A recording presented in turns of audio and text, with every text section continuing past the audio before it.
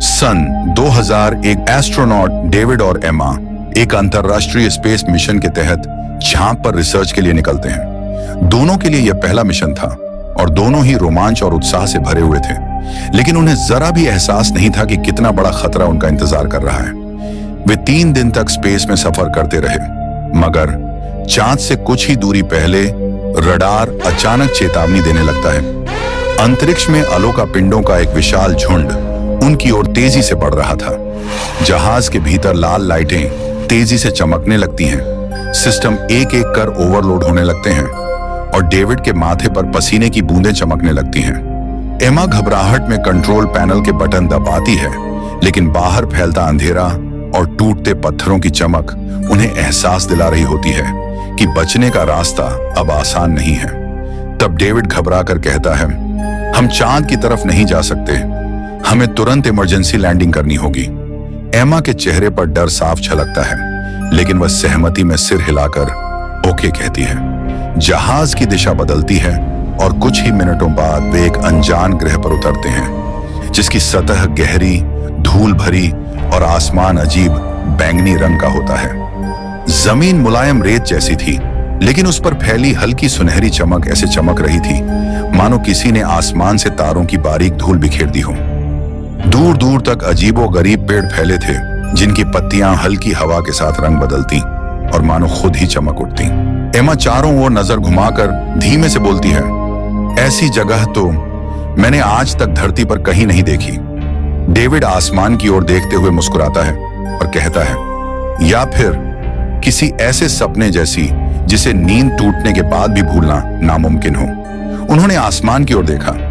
वहां 2 सूरज थे, एक सुनहरा जैसे सुबह की पहली मुस्कान और दूसरा हल्का बैंगनी, जिसकी रहस्यमयी रोशनी मानो किसी अनदेखी दुनिया का राज अपने भीतर छुपाए हों। दोनों ने तय किया कि वे रात यहीं स्पेसक्राफ्ट में बिताएंगे, ताकि सुबह होते ही इस अनजान ग्रह को एक्सप्लोर कर सकें। रात जैसे जैसे गहरी होती गई, उन्हें बहुत भूख लगने लगी। वे कई बार खाना खाते रहे और रात भर में उनका खाना आधा खत्म हो गया। उन्हें समझ नहीं आ रहा था कि ऐसा क्यों हो रहा है। उन्हें यह नहीं पता था कि इस ग्रह का समय पृथ्वी से बिल्कुल अलग है। यहाँ का 1 घंटा पृथ्वी के पूरे 2 दिनों के बराबर है। यहाँ समय किसी अदृश्य रफ्तार से भाग रहा था। पेड़ महज 1 दिन में पूरी ऊंचाई तक बढ़ जाते, फूल कुछ ही मिनट में खिलकर मुरझा जाते। अगर कोई यहाँ 30 दिन रुके तो धरती पर पूरे 4 साल बीत जाएंगे। ये जगह जितनी सुंदर थी उतनी ही अजीब और शायद उतनी ही खतरनाक भी। सुबह जब सूरज की सुनहरी किरणें जहाज के बाहर आईं, तो डेविड और एमा ने देखा, ठीक उनके सामने रेत में एक नन्हा सा हरा पौधा उगाया था।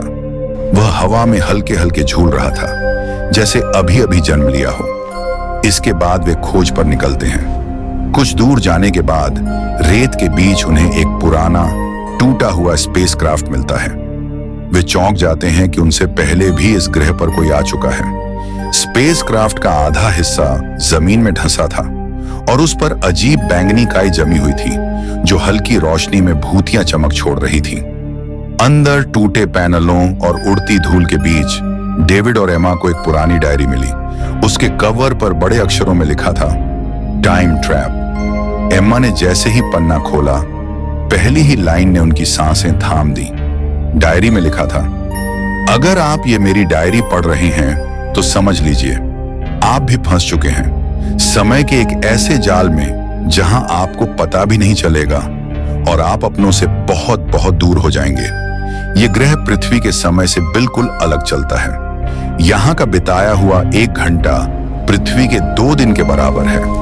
पौधे कुछ ही घंटों में बड़े हो जाते हैं। आसमान दिन में कई बार रंग बदलता है। समय यहाँ आपकी उम्र छीन लेगा।